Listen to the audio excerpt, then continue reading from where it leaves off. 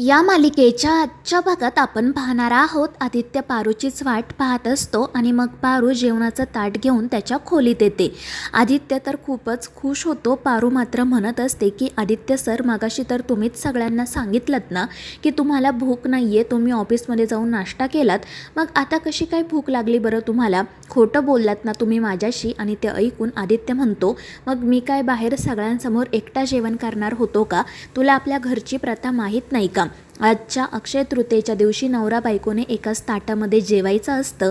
आणि ते ऐकून पारू लाजून खाली मान घालते आणि मग त्यानंतर आदित्य तिला बसायला सांगतो आणि मग ते दोघेजण एकाच ताटामध्ये जेवायला सुरुवात करतात. आदित्य प्रेमाने पारूला घास भरवतो आणि मग पारू आदित्यला. पण त्याच वेळी नेमकी प्रिया त्या ठिकाणी येते आणि हे सगळं काही बघून तिला धक्काच बसतो. ती रागातच त्या दोघांकडे पाहत असते आणि मग जेव्हा यांचं तिच्याकडे लक्ष जातं तेव्हा ते खूप घाबरतात. आदित्य तर कोपऱ्यात जाऊनच उभा राहतो. तर प्रिया पारूला विचारत असते की पारू, हे काय करत होतीस तू? आदित्य दादांबरोबर एका ताटात जेवत होतीस का? अगं तुला माहीत नाही का, आपल्या घरची परंपरा आहे, फक्त नवरा बायकोनेच एका ताटामध्ये जेवायचं असतं. आणि ते ऐकून आदित्य प्रियाला समजवण्याचा प्रयत्न करतो. पण प्रिया रागातच म्हणते की आदित्य दादा थांबा तुम्ही. आणि त्यामुळे आदित्य पारू अजूनच घाबरतात. मात्र त्यानंतर प्रिया हसायला सुरुवात करते आणि हे बघून त्या दोघांना तर धक्काच बसतो. प्रिया अशी का हसते हे त्यांना समजत नाही. आणि मग प्रिया पारूचा हात हातात घेत म्हणते की पारू, मला आत्ता समजलं, आदित्य दादांची ती डोळ्यांवाली तूच आहे. खरंच मला ना खूप आनंद झाला आहे. आणि त्याचवेळी प्रीतमसुद्धा त्या ठिकाणी येतो. आदित्य त्याला इशारा करतो तर तो हे कबूल करतो की त्याने प्रियाला सगळं काही सांगितलं आहे. त्यामुळे आदित्य आणि पारू खूपच खुश होतात. तर प्रिया पारूला म्हणत असते की पारू, तुला माहिती आहे का, आत्तापर्यंत मी जेव्हा जेव्हा विचार करायचे ना की माझी होणारी जाऊ कशी असावी, तेव्हा तेव्हा माझ्या डोळ्यांसमोर तुझाच चेहरा यायचा. जेव्हा मी गावाकडे तुला आणि आदित्यदादांना एकत्र बघितलं होतं ना, तेव्हापासून मला असं वाटायचं की तुम्हा दोघांचं लग्न व्हावं. आणि आता हे सगळं बघून असं वाटतंय की माझं स्वप्न सत्यात उतरतंय. आणि प्रियाचं हे बोलणं ऐकून आदित्य, प्रीतम, पारू यांना खूप आनंद होतो. पारूचे डोळे तर नकळतपणे भरून येतात. आणि मग प्रिया म्हणू लागते की मी खरंच खूप खुश आहे, मी लगेच जाऊन ही गोष्ट आईंना सांगते. मला त्यांना सांगायचं आहे की ज्या मुलीला त्या जगभर शोधतायत ती मुलगी त्यांच्या नजरेसमोरच आहे. पण मग त्यावेळी प्रीतम तिला थांबवतो. तो प्रियाला म्हणू लागतो की प्रिया, आम्ही असं ठरवलं आहे की आईला लगेच काही सांगायचं नाही, थोडे दिवस जाऊ दे आणि मग त्यानंतर आपण आईला हे सगळं सांगूयात. आणि त्यावेळी मग प्रियासुद्धा हो म्हणते. आणि मग ती पुन्हा पारूच्या जवळ जाते, तिचं कौतुक करू लागते. ती म्हणत असते की पारू, मी खरंच तुझ्यासाठी ना खूप आनंदी आहे. आपण दोघीजणी आधी मैत्रिणी तर होतोच, पण आता जावा होणार आहोत आणि या गोष्टीचा ना मला खूप आनंद होत आहे. तू आत्तापर्यंत तर हे घर खूप छान पद्धतीने सांभाळत होती, पण आता अधिकृतपणे या घरची मोठी सून म्हणून तू या घरची जबाबदारी घेणार आहेस. आणि ती जबाबदारी तू व्यवस्थितपणे पार पाडशील याची मला खात्री देखील आहे. आणि मग पारू रडतच प्रियाला मिठी मारते. आणि हे पाहून आदित्य आणि प्रीतम तर खुश होतात. त्यानंतर पारू किचनमध्ये काम करत असताना दामिनी त्या ठिकाणी येते आणि पारूला सांगते की जर अजून सकाळचा रस शिल्लक असेल तर तू प्लीज माझ्या खोलीत घेऊन ये. आणि त्यावर पारूही हसून हो म्हणते. पण त्याचवेळी दामिनीचं लक्ष पारूच्या गळ्यात असणाऱ्या चैनीकडे जातं. आणि ती रागातच पारूला विचारते की तुझ्या गळ्यात ही चैन कुठून आली? तू आमच्या घरात चोरी केलीस की काय? आणि ते ऐकून पारू घाबरते. आणि मग त्यानंतर तिला तिचं आणि आदित्यचं बोलणं आठवतं. पारू आदित्यला म्हणत असते की आदित्य सर, तुम्ही इथे खोलीत जेवणाचा घाट घातला आणि म्हणून प्रिया मॅडमला सगळं कळलं. प्रिया मॅडम होत्या म्हणून त्यांनी समजून घेतलं, पण त्यांच्या जागी दुसरं कोणी असतं तर आदित्य म्हणत असतो की अगं पारू, हे काय चाललंय तुझं? तू सतत काहीतरी खुसपट काढत असते, नाहीतर माझ्यावर ओरडत असते. कधीतरी प्रेमाने बोलत जा. आणि आज अक्षय तृतीया आहे, आपलं प्रेम कायम असंच अक्षय राहावं म्हणून मी हे सगळं केलं ना. आणि मग त्यानंतर तो पारूला असंही म्हणू लागतो की आज नवऱ्याने बायकोला काहीतरी गिफ्ट द्यायचं असतं, पण मी तुझ्यासाठी काहीच घेऊन आलो नाही, मला माफ कर.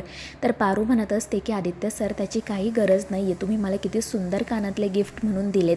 तर आदित्य म्हणतो की असं कसं, आजच्या दिवशी तर तुला काहीतरी द्यायला हवंच ना. आणि मग त्यानंतर अहिल्या आणि श्रीकांतने आदित्यला जी चैन दिलेली असते ती चैन आदित्य त्याच्या गळ्यातून काढतो आणि पारूच्या गळ्यात घालत म्हणतो की आजपासून ही चैन तुझी, हेच माझ्याकडून तुला अक्षय तृतीयेचं गिफ्ट. आणि त्यामुळे पारूसुद्धा खूपच खुश होते. तर आदित्य म्हणत असतो की पारू, आता लवकरच मी तुझ्या गळ्यामध्ये सोन्याचं एक छान मंगळसूत्र घालेल, पण तोपर्यंत ही चैन राहू दे. आणि हे सगळं पारूला आठवतं, पण ती दामिनीला काही सांगू शकत नसते. तर दामिनी तिला विचारत असते की सांग पारू, ही चैन तुझ्याकडे कुठून आली? ही चैन तर सकाळीच दादासाहेबांनी आदित्य आणि प्रीतमला दिली होती. मग तू नेमकी कोणाच्या खोलीत जाऊन चोरी केलीस? आणि आता काही झालं ना तरी मी तुला सोडणार नाही. आज वहिनींसमोर तुझं रूप यायलाच हवं. आणि ती सरळ पारूच्या हाताला धरून अहिल्याकडे जाण्यासाठी निघते. तर सावित्री म्हणू लागते की मला काहीतरी करायला हवं आणि ती आदित्यकडे जाते. दुसरीकडे अहिल्या आणि श्रीकांत गप्पा मारत बसलेले असतात, पण तितक्यात दामिनी पारूला घेऊन त्या ठिकाणी येते. ती म्हणत असते की बघा वहिनी, तुमच्या लाडक्या पारूने आपल्या घरात चोरी केली आहे. पण ते ऐकून श्रीकांत आणि अहिल्या त्या दामिनीवरच ओरडतात. तर दामिनी म्हणत असते की मला माहिती आहे तुमचा माझ्यावर काडी मात्र विश्वास नाही, पण बघा एकदा या मोलकरणीच्या गळ्यात. आणि मग ती पारूच्या गळ्यातील चैन अहिल्या श्रीकांतला दाखवते आणि म्हणते की तुम्ही सकाळी ही अशीच चैन प्रीतमला आणि आदित्यला दिली होती ना? आणि त्यांचं बोलणं सुरू असतानाच आदित्य, प्रीतम आणि प्रिया त्या ठिकाणी येतात. दामिनी म्हणत असते की काय गं पारू, एक वेळ मी असं म्हणेल की तू चोरी केली नाही, पण मग ही चैन तुझ्याकडे कुठून आली? तुला कोणी गिफ्ट दिली की काय? आदित्यने तुला ही चैन गिफ्ट केली का? आणि ते ऐकून आदित्य म्हणतो की दामिनी काकू, हे काय बोलतेस तू? तर दामिनी अहिल्याला म्हणत असते की वहिनी, आता तुम्हीच या दोघांना त्यांच्या गळ्यातील चैन दाखवायला सांगा, म्हणजे सत्य काय हे आपल्याला कळेलच. आणि मग त्यानंतर प्रीतम लगेच त्याच्या गळ्यातील चैन दाखवतो. तर दामिनी म्हणते की ठीक आहे, आणि ती आदित्यला त्याच्या गळ्यातील चैन दाखवायला सांगते. आदित्यसुद्धा त्याच्या गळ्यातील चैन दाखवतो आणि ते पाहून पारूला आश्चर्य वाटते. तर दामिनीचा पुन्हा एकदा सगळ्यांसमोर अपमान होतो. अहिल्या तिला सांगते की दामिनी, समजलं ना आता तुला? पारूच्या गळ्यातील चैन या दोघांपैकी कोणाचीही नाही आहे. आणि मग त्यानंतर अहिल्यास पारूला विचारते की पारू, तुझ्याकडे ही चैन कुठून आली? तर मग प्रिया पटकन बोलते की आई, आबांनीच ही चैन पारूसाठी पाठवली होती. आबा तिलासुद्धा मुलगी मानतात ना, मग त्यांनी माझ्यासोबत तिच्यासाठी देखील ही चैन घेतली. मी तुम्हाला सांगायचं विसरले. आणि हे ऐकून अहिल्या तर खूपच खुश होते. ती म्हणत असते की प्रिया, मी विचार करतच होते पारूला काय गिफ्ट द्यावं, पण बघ माझ्या मनातला विचार माझ्या दादाला समजला आणि त्यानेच पारूसाठी गिफ्ट घेतलं. आणि मग ते सगळे तेथून निघून जातात. अहिल्या दामिनीला जास्त काही बोलत नाही, त्यामुळे ती खुश असते. त्यानंतर पारू लगेच जाते, प्रियाचे आभार मानते आणि तिला विचारते की मला कळत नाही आहे आदित्य सरांच्या गळ्यात चैन आली कुठून? आणि मग त्यावेळी प्रीतम आणि प्रिया तिला सांगू लागतात की सावित्रीने येऊन त्यांना घडलेला सगळा प्रकार सांगितला. आणि मग त्यानंतर प्रीतमने त्याच्या गळ्यातील चैन आदित्यला दिली आणि प्रियाने तिच्या गळ्यातील चैन प्रीतमला. आणि हे सगळं काही ऐकून पारू म्हणते की खरंच प्रिया मॅडम, तुमचे आभार मानावे तितके कमी आहे. तर प्रिया म्हणत असते की पारू, तू माझी मैत्रीण आहेस हे लक्षात ठेव, तुझ्यासाठी तर मी वाटेल ते करू शकते. त्यानंतर मग दुसऱ्या दिवशी सकाळी अहिल्याला समजतं की प्रीतमची कोणती तरी मैत्रीण त्याला भेटायला आली आहे, त्यामुळे ती त्याच्यावर चिडते. पण प्रीतमलाच माहिती नसतं की नेमकं कोण आलं आहे त्याला भेटायला. आणि मग त्याचवेळी एक मुलगी त्या ठिकाणी येते. तिला पाहून प्रीतमला आश्चर्य वाटतं. तर ती मुलगी स्वतःची मोनिका अशी सगळ्यांना ओळख करून देते. ती सांगत असते की प्रीतम आणि मी एकाच कॉलेजमध्ये होतो. आणि त्यावेळी प्रीतम म्हणतो की हो मोनिका, पण त्यानंतर तर आपला काहीच कॉन्टॅक्ट नव्हता, तू अचानक इथे कशी? तर ती मोनिका म्हणत असते की अरे प्रीतम, तू किती घाईघाईत लग्न केलं, मला काही कळवलंसुद्धा नाही. आणि आत्ता मी शहरात आले होते, तर म्हटलं आपल्या या मित्राला भेटून जावं, म्हणून मग घरी आले. त्यानंतर मग प्रीतम तिची आणि प्रियाची ओळख करून देतो. प्रिया देखील आनंदाने त्या मुलीला भेटते. तर ती मोनिका प्रिया आणि प्रीतमच्याच मध्ये जाऊन बसते. त्यानंतर ती अहिल्याला सांगू लागते की प्रीतम आणि मी खरंच खूप चांगले मित्र होतो. प्रीतम मला तुम्हा सगळ्यांबद्दल नेहमी सांगायचा, मी तुम्हा सगळ्यांना ओळखते. आणि त्याचवेळी पारू त्या ठिकाणी येते. तर ती मुलगी तिलाही ओळखते, म्हणते की तू पारू आहेस ना, मला माहिती आहे, मी तुझे खूप फोटो बघितलेत. त्यामुळे पारू ही खुश होते.